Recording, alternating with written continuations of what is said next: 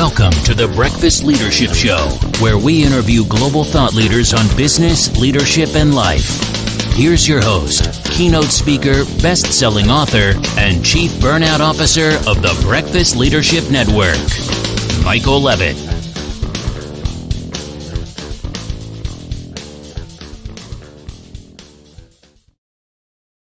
Welcome back. I've got Catherine Cantey on the line. Catherine, how are you? I am doing great. I really appreciate your time this morning, Michael. Thank you. No, I appreciate yours. Thank you so much for being on the show. You're a fellow escapee of the corporate world. And it's when people see us and we're smiling a lot, they're going, okay, are they drinking some weird Kool-Aid or something? Or is there something else to it? So share a little bit about your backstory and the escape from the corporate world and some of the stuff you're doing now.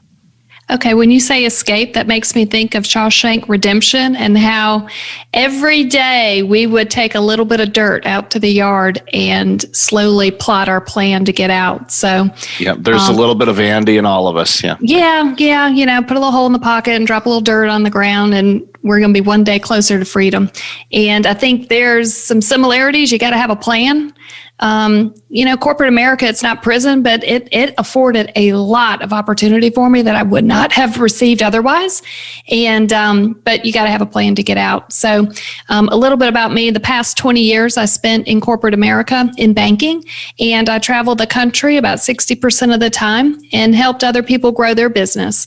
And, it was just a great way to meet people. And when you're in banking, everybody needs money, and it opens up doors to all kinds of industries that I probably wouldn't have seen if I were in one particular industry that wasn't banking. So the opportunity to do that and to listen to what the client and the prospect challenges were, and to be able to come back and problem solve with the team and actually develop products and develop sales materials and implement and learn how to negotiate within a corporate environment has proved to be helpful, not just in corporate, but outside in the real world when we break out. It's critical skills to be able to, negotiate and go through all of those things. And of course, we joked about escaping corporate, but there's so many lessons that I learned in my corporate career and even working in nonprofit, which the biggest lesson on that is it's nonprofit, it's not corporate. So a lot of the tools you bring to the shed, you're like, wait a minute, everything's in metric here. Why is none of this stuff working? But there are some things you can do to make it. But what are some common things that you run into when you're talking with people in corporate and the work that you do, that seems to be a big hurdle for them at first, even though when you first glance at it, you wouldn't think would be a big challenge for them? I think in a leadership position, whether you're in corporate, you're in a nonprofit, you're trying to navigate a home life, once we get home from work, we're still trying to lead a family to be productive. So throughout all of that, we're trying to create very small amounts of change. And change is hard and change is scary, but change is constant. So what can we do in a corporate environment to help drive change? And I've found that when we can create small wins along the way and celebrate those wins, no matter how small they are, and create the momentum, we're going to have people that are going to back us up and support us. And I've been able to apply that same, sounds like such a simple idea, but just that simple idea of let's create, a small win. Let's celebrate it. Let's be curious, see where it takes us. But it also applies in nonprofits. It applies at home. And it truly can apply anywhere if you can just start with one small win. I love the small wins because then when the big wins come, you can celebrate those as well. And I worked for a nonprofit over a decade ago. And one of the things that they did, they had a furniture bank and a food bank type of thing. And they had to rent moving trucks all the time. They didn't own one at that point. And so they were always renting them. And unfortunately, as many of us have encountered, if we've ever rented from some of those organizations, sometimes those trucks break down because they get a lot of usage. And that seemed to be a common challenge, especially from the location that we were renting from. So we started doing some research and we're like, okay, why don't we just buy a used vehicle? And that way we can make sure it's properly maintained. We'll get it all checked out and we can increase the number of deliveries we can do in a week and pickups and whatnot. And a lot of work went involved, and then we worked with several stakeholders, both government funding as well as charity funding and some other things, and we were able to secure a used vehicle. And it was mentioned at a leadership meeting, and this is something that again would expand our business and be able to deliver more to our community. And the senior leadership basically had it like a line item on the agenda, and there was really no celebration about it. It was like next agenda. And I looked over at the director that was spearheading this and worked, and she had a very dejected look on her face.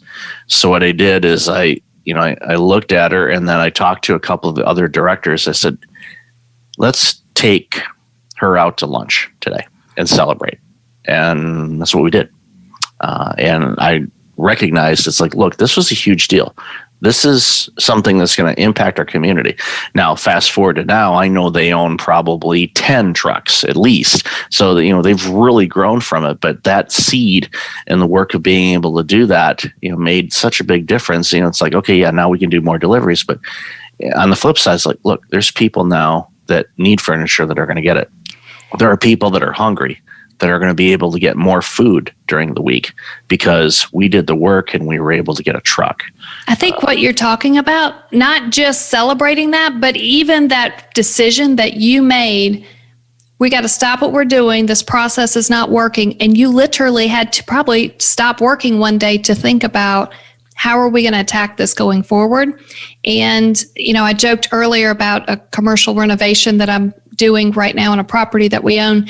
And I see the small business owners come in and they're doing different contracting work, but they're just there to survive for the day. Like they're just using the rented trucks. And I use that as part of your metaphor, but they're just using the rented truck to get the job done. And they're so focused in the now that they haven't had the time to step back and look at the bigger picture and see where the gaps are and how can they start taking things off of their plate to ease their mind and ease their business into future growth instead of just being stuck in the now. So what you did was just stopping and thinking and analyzing and taking a few small steps to build that out. It sounds like it changed everything for the better. Yeah, it did. And another organization I worked at in the 90s, and it's the only organization that did this unless I was leading. And then, of course, I implemented the same thing. Was they were a project management organization, and they dealt with asset management of Fortune 500 companies and whatnot. So a lot of, dealing with some pretty big projects. At the end of every project, the project team would meet with one of the vice presidents, and they would bring in a couple other people from other projects, and they would do a full debrief on how the project went. What went well? What were some of the challenges that we faced along the way? What were some of the lessons learned?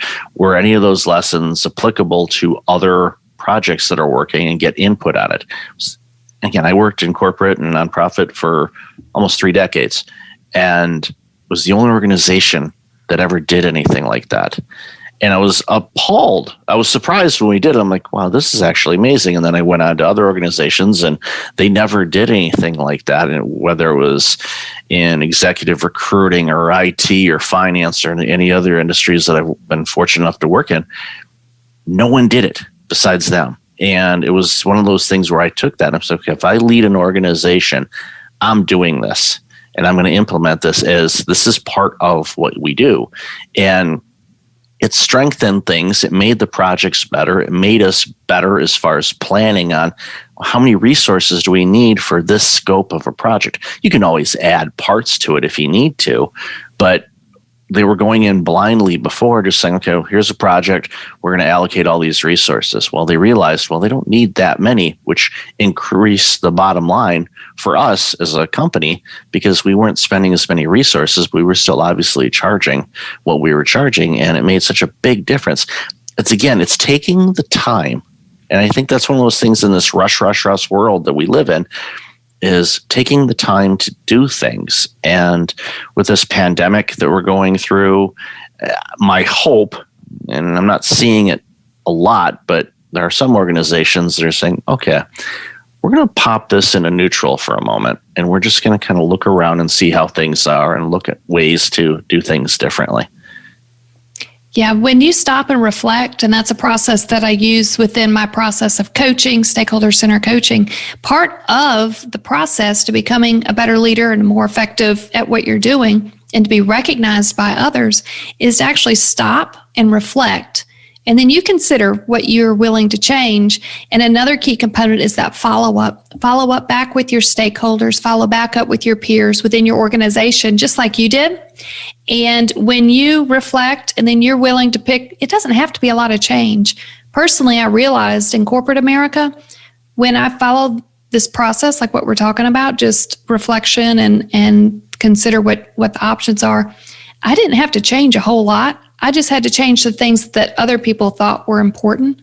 And the impact that it helped on my career and the impact that it's helping on other people's career is pretty monumental, because we get in our own heads and we start getting bogged down with, oh, I've got to do this huge list. And really, there's only one or two things that we really need to worry about, probably today or tomorrow, that are going to create the 80% of change that we're looking for.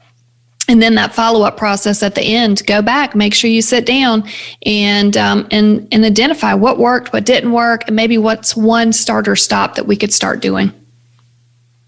I love how you have, look at a couple things, because too often we look at the mountain and we're like, okay, where do we start?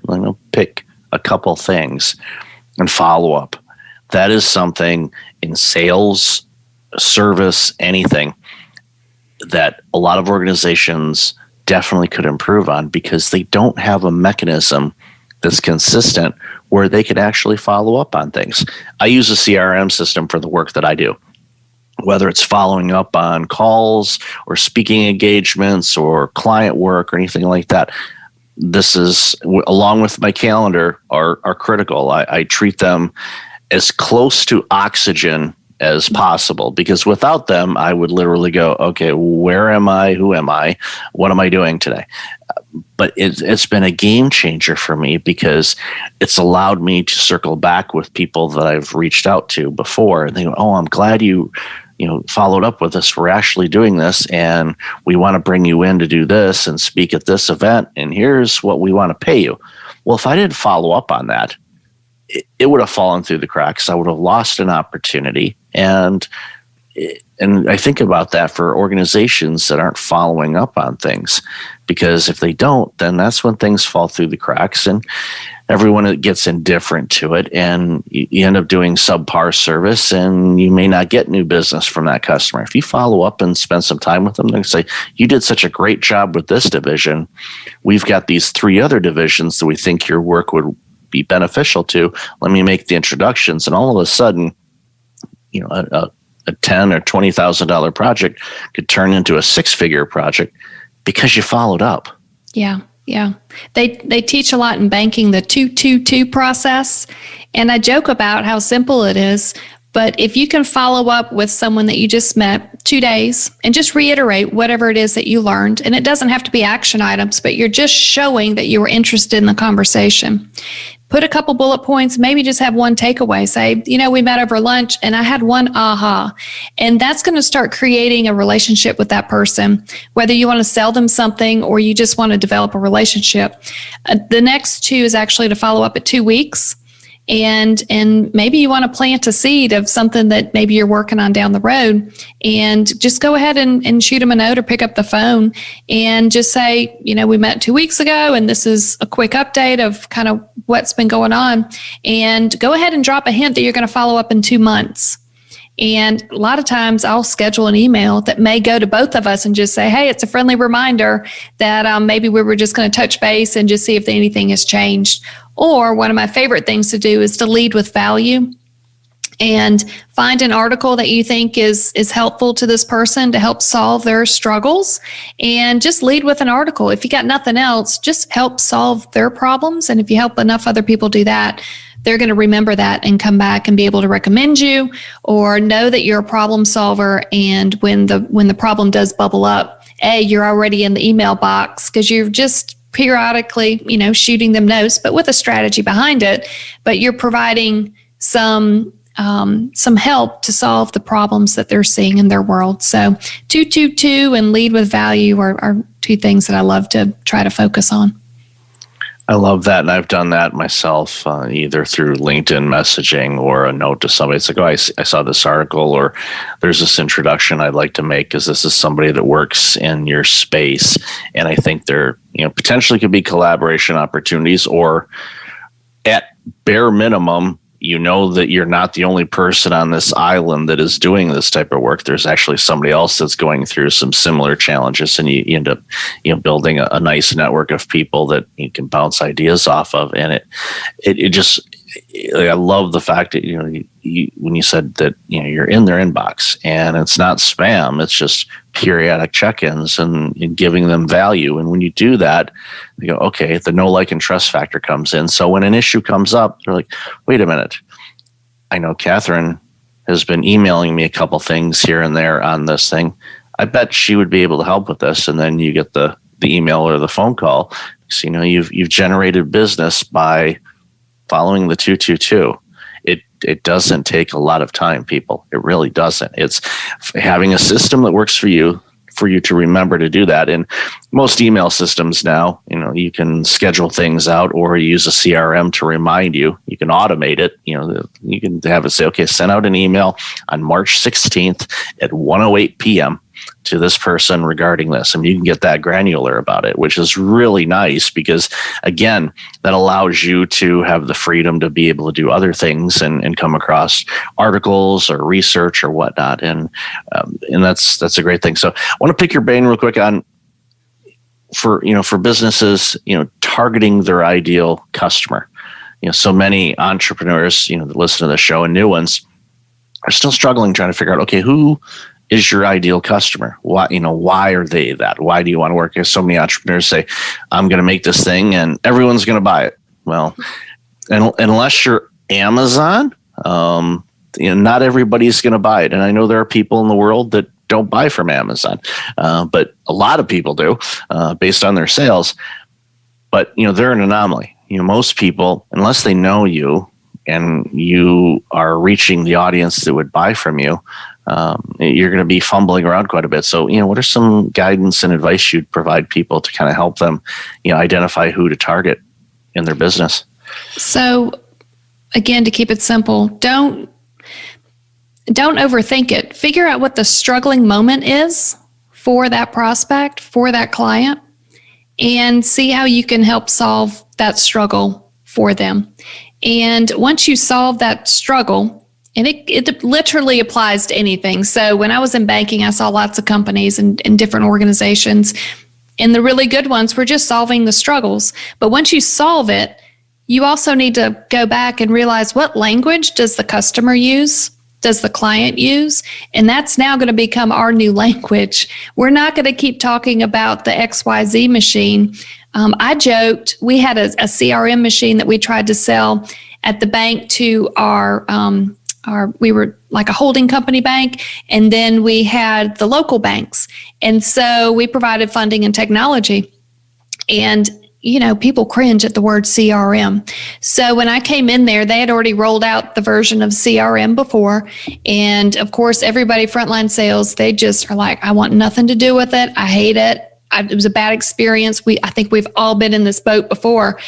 And when I go out there and I listen to what key leadership struggles were, they couldn't get a pipeline ready to know, okay, this is our average pipeline. This is what our deal close rate is. This is our conversion. You need to have that information for planning. And they didn't have it. And what we did is I said, well, we've got this piece of software that could help you. And it's called, and I'm making this up, we call it Bob. They're like, oh, well, that sounds great. Now tell me more. It was CRM. I came up with a new name, and now they're excited that they've got Bob, that's solving this problem. We'll call it whatever you want, but I knew that they had a bad taste in their mouth from the word CRM. So we named it something new, did a different type of rollout. And, there's still going to be resistance, but leadership was like, well, I need to have this report. The managers need to have this report.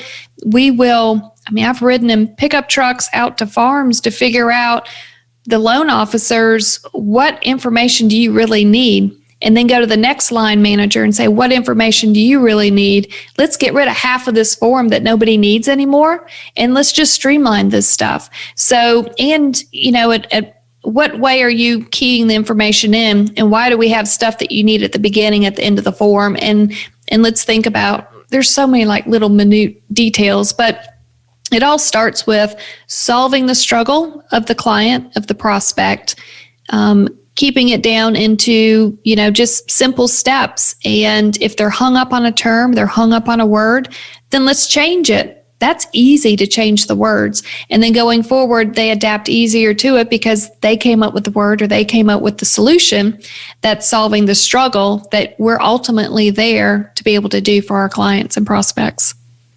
Solving the struggle is something that is simple, but you have to have the clarity to be able to pull it out of the customer, because often they aren't quite aware. When they bring in consultants or advisors, they think this is the problem. And yes, that is a problem, but that may not be the problem.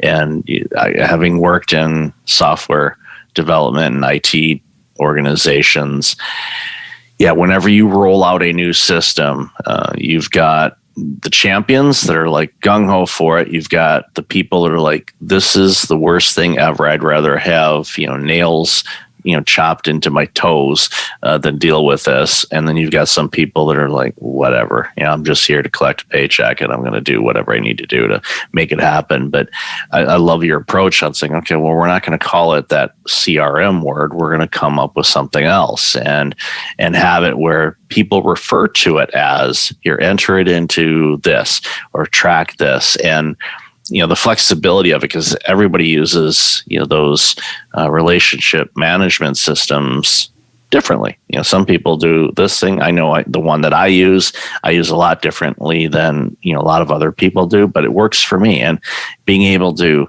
get it to where it's easy for you and doesn't create extra hurdles to do your job, you're going to have more buy-in and more likely that people are going to do it. But a lot of times that initial hurdle to get people to even take a look at it, it's much like, having your child taste something for the first time. I don't want to. It's like, just give it a taste. If you don't like it, you don't have to eat it.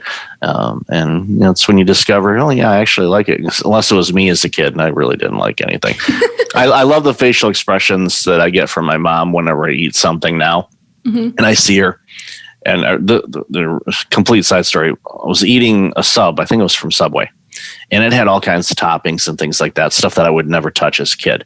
So I'm eating it, and Mom's looking at me with this really grimacing look on her face. I'm like, Mom, are you okay? What's going on? When did you start eating that? And I'm like, I didn't put it on the calendar, Mom. I don't know, maybe 5 years ago, 10 years ago, I don't know.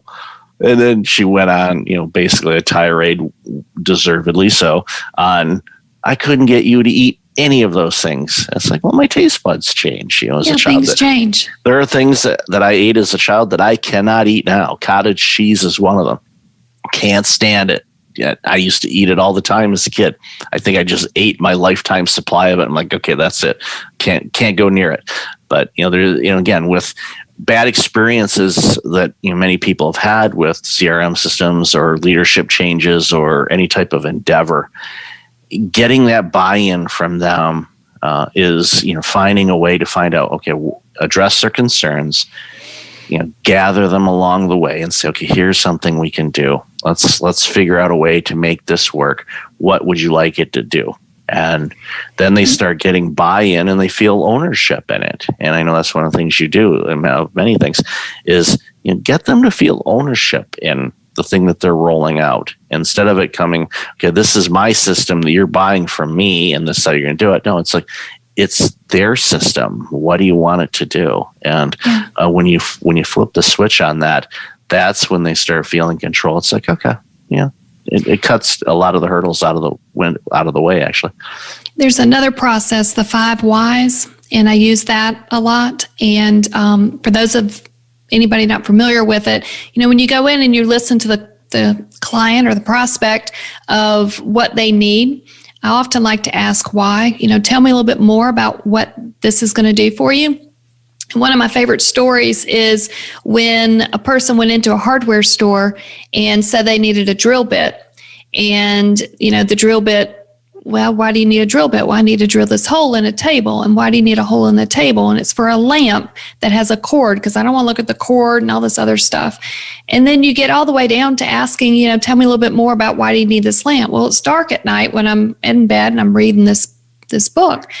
And they're like, oh, so you bought a drill bit because you want to be able to read a book at night in bed. And what comes out of that is actually the creation of the Kindle. And we're not looking for drill bits a lot of times when we're out solving the struggle. If we can get deep enough and understand what the true needs are, we can actually create a product like a Kindle that changes the industry, or doesn't even have to change the industry. But the true root of the problem was they needed a Kindle. They didn't need a drill bit. And when we can take time to ask the question, well, tell me, why do you need that? We're going to learn so much more about our client and our prospect than our competition is, that then again, it separates us and allows us to serve in a new way for our client base. It's asking those deeper questions, society, in the information we consume, the questions we ask are level one, surface level. We don't dig in to see, what the true thing is. And the Kindle analogy is amazing because, that person could have basically drilled a hole, assuming they're good at it. Otherwise, they could have ruined a desk. They get the lamp. They realize the lamp is too big for their nightstand, so they got to go with a different lamp. And then all of a sudden, that lamp has cord hiding capabilities, so the cord isn't visible, and all of a sudden they've got this new lamp with a hole in their table that they'll never use, and instead go buy a Kindle and completely have the ability to read a book not only in your bed but anywhere you happen to be. Even I've seen people read their Kindle while they're waiting in line at the grocery store or at the bank. They're just catching up on some things, or at lunchtime. They're a wonderful device, and everybody's been reading for a long time, and it's the portability of them. I've got one, and I love it, and it's just a great thing, and it educates people and all that. So, if you were going to give people one bit of advice as far as leadership or sales or anything that you do, what's a common thing that you share with people that you deal with? One thing that I would love to share is just lead with value. Try to help others. Pay it forward. Just be kind and take a few minutes, learn what the struggles are, and be helpful. Recommend, ask first, but ask, hey, can I share a book with you, or can I share an article with you? And just lead with value and try to help others. And when you do that, success will be knocking down your door a lot faster than you think if you go that approach. So, Catherine, I've loved our conversation today. Where can people find out more about you and this incredible work you do? Thank you. My website is catherinecantey.com, or you can find me on LinkedIn as my name is under Catherine Cantey. I'll definitely have that in the show notes. So, Catherine, thank you again for your time today. Really appreciate you and the work that you do. Thank you so much, Michael. Thanks for listening to the Breakfast Leadership Show, part of the Breakfast Leadership Network. Visit breakfastleadership.com for tips on empowering your business and your life.